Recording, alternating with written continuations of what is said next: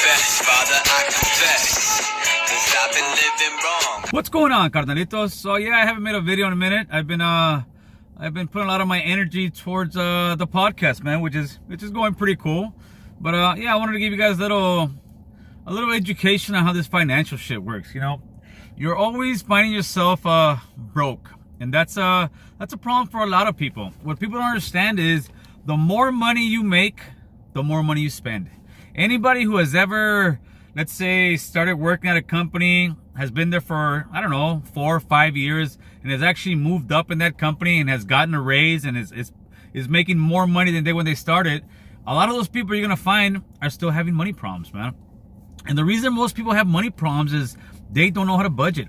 And especially us as Latino, minorities, even African Americans, man, we have never been taught how to manage our money. We get our money, it kind of burns a hole in our pockets, man. It's something that as soon as you get paid on Friday, you got some money in your pocket and you want to spend it.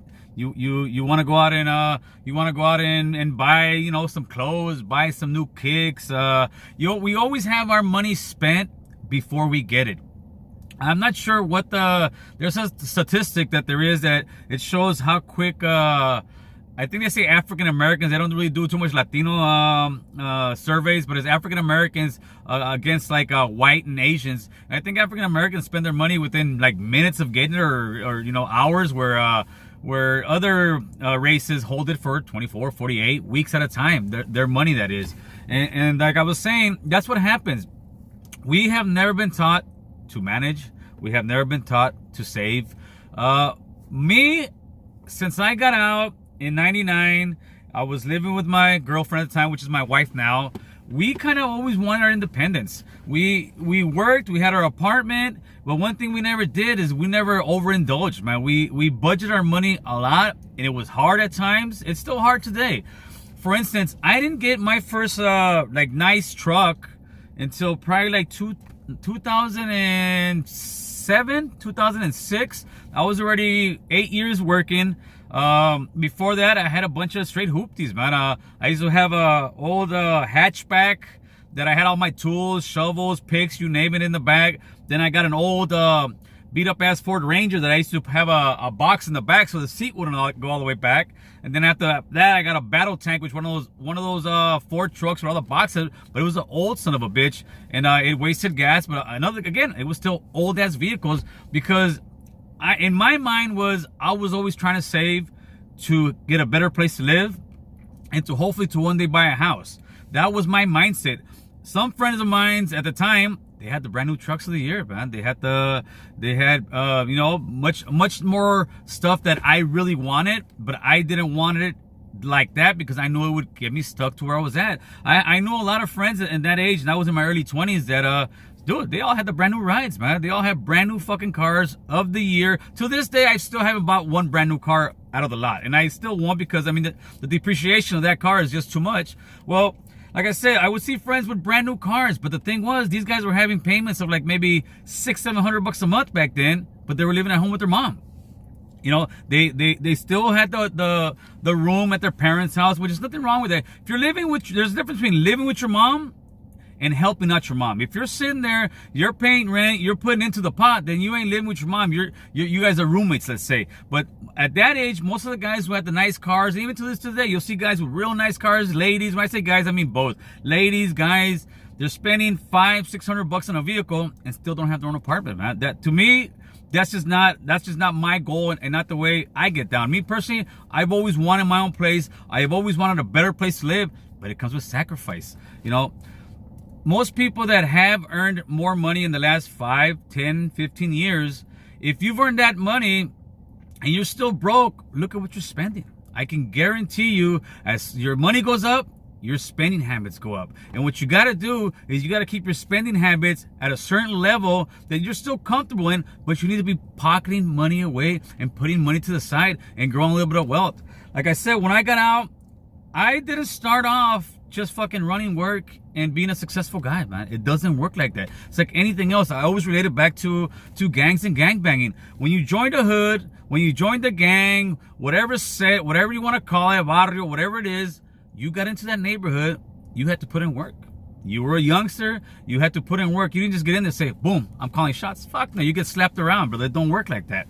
Well, it's the same thing in the workforce, man. I started off digging ditches. I dug ditches for about 2 years. And I mean digging ditches literally, brother, with a pick, with a shovel, with the machine, whatnot. But I dug ditches for about 2 years, and I told myself, you know what? I'm not going to do this for the rest of my life. So I started peeping game, how they work, how the carpenters work, learn how to swing a hammer. Within 4 years or so, I already had, I used to go to work. The old set of blueprints they had, I used to get them. I used to take them home. I used to read them, brother. I taught myself how to do the elevations. I taught myself how to read the blueprints. I taught myself about the rebar. I little by little progressed. And then eventually, little by little, guess what? The money started coming in. But as the money started coming in, I had to know I got to put some money to the side. Because why? Because eventually I want to buy a home. I want property. I want a piece of the American dream.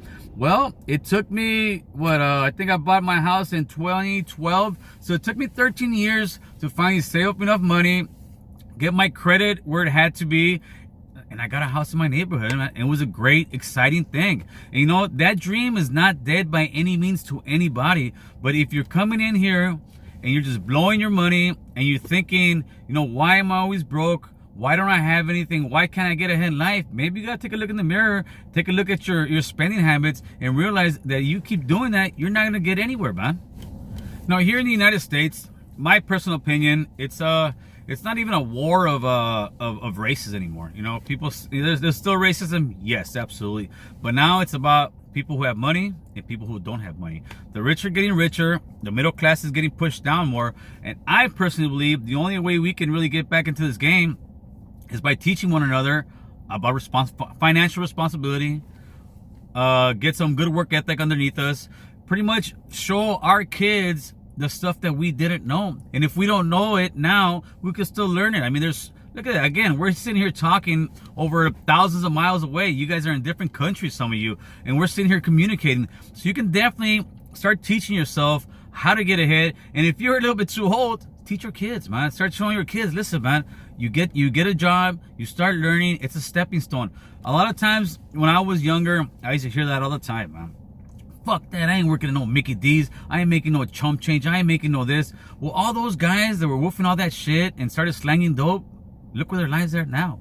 Most of those guys that were slanging dope are either hooked on it, back in jail, or got nothing to show for it, man. That dope game is fool's gold. It looks like it's gonna be a lot of money, and it may be a lot of money for a little while, but eventually you gotta pay the piper, and it's all gone, man. That McDonald's job guy who started working at Mickey D's, started working at whatever fast food place or any job, or even started digging ditches like me, it's a stepping stone to get ahead. You get that job, you work it for a little while, you try to advance. If not, at least you get some managerial skills to start learning how to, handle people, how to sit there and schedule stuff. That's what all these big companies that make money do. That's pretty much what those guys do. They sit there and learn how to handle different loads, and they're not working with their hands anymore. They're not working with their back. Me, I'm no longer digging ditches. I'm no longer humping rebar. I'm no longer this and that. Yeah, I'll get on a machine here and there, but I've worked myself up where I'm using this, brother.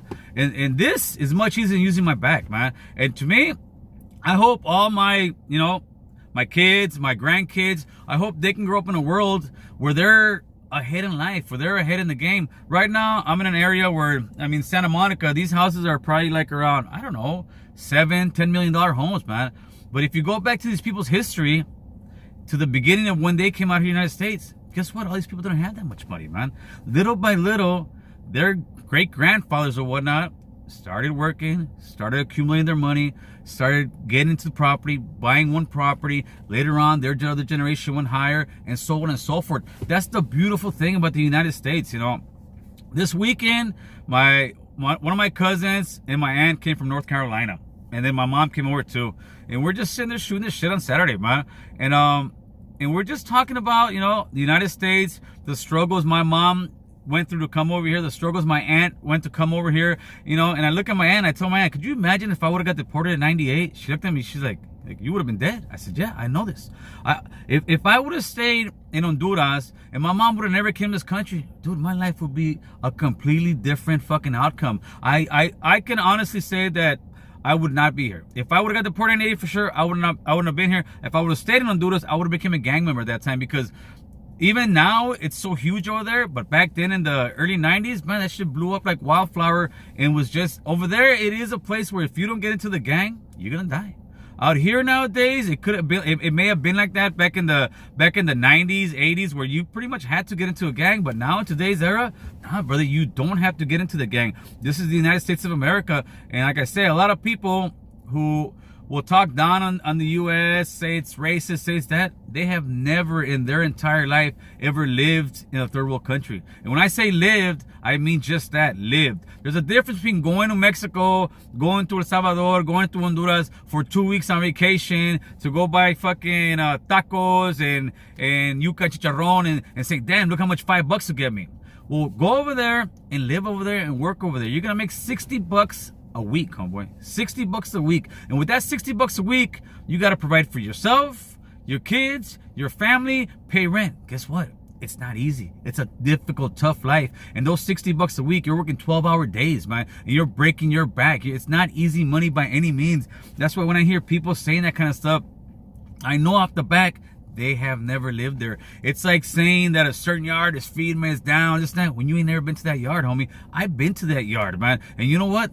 I wouldn't want my worst enemy to live over there because it's a tough, grueling fucking life. That's why people are coming over here in drones. That's why people are coming over here breaking the law, trying to break through or doing whatever they got to do to get to the United States. Why? Because this is the land of opportunity, carnal. This is the land where we can get ahead. We can make some money. We can make some we can really get some political power going on over here. But as long as we continue to sit there and just, oh, this sucks, well, then do something about it, man. Instead of complaining, do something about it. And if you guys think that all these other countries are the best countries and that's where you want to live, it's very simple, dude. I think they have those peace workers that you can go live somewhere for a year and help the people out, build homes. I would sit there and let anybody saying that this place is horrible, go out there for a year, brother. Go out there for a year. I guarantee you're going to come back with your tail between your legs talking about, dude, this is the greatest country on earth. And it definitely is. There's a rule when it comes to saving money. The rule is you need to have 3 months worth of savings to live your exact same lifestyle. That means how much you spend on groceries, how much you spend on your light bill, how much you spend on your rent, how much you spend on your car bill, how much you spend on entertainment. Just everything that you spend on in 1 month, if you would add it all up, you're supposed to have 3 times the amount that in your savings to be safe. That's the rule. And most people, they just don't have it. Most people in like my community, any other neighborhood, most people just don't have it. And it's not that they don't have it because they don't have money coming in. It's because they don't have it because they blow that wad. They blow their money. Every single one of you out here listening can easily save $20 a week, dude. $20 a week. People say, no, that's like $80 a month. Yeah, $20 a week. That's that extra 12-pack.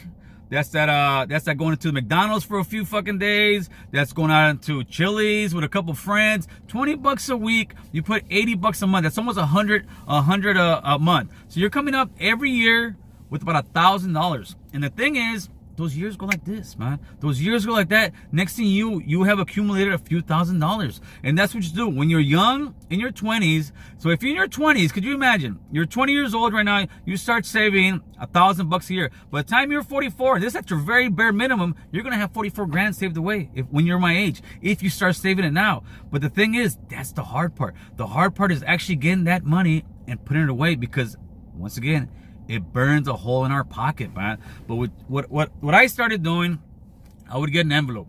And that envelope, I'll put 10, 20 bucks. And that envelope, that's nobody's money, man. That envelope I would only go into if it was an absolute emergency. If it was something that, damn, I blew something in my car, I don't have any money, I may have a little bit to fix it, but I needed a little more, I go into that envelope. That's the only time. That's your emergency fund, man. And most people just don't have it, and not because they don't have the ways and means, it's because we don't save, brother. Saving is power. I saw this one guy in the comments saying, no, we gotta spend. Well, before you can buy and do that, you need to save. You need to have some money to be able to purchase stuff, you know. But if you're out there buying the vehicles, buying the jewelry, buying the Jordans for your 2-year-old kid because you want your 2-year-old kid to wear Jordans just to, I mean, pretty much, I don't know if it's showing off or whatnot, but you just want to, it's keeping up with the Joneses, homie. It's keeping up with the Kardashians nowadays. Everybody wants to be Kardashian out with some Gucci's and this and that, but that ain't the real world because you may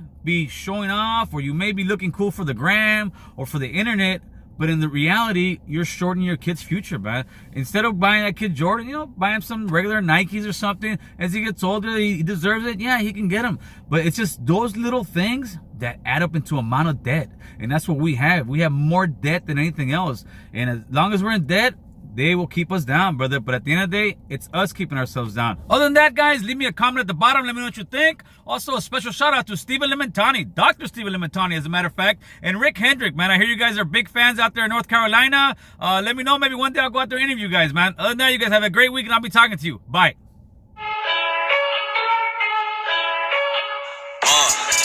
Yeah, I confess, Father, I confess, 'cause I've been living wrong.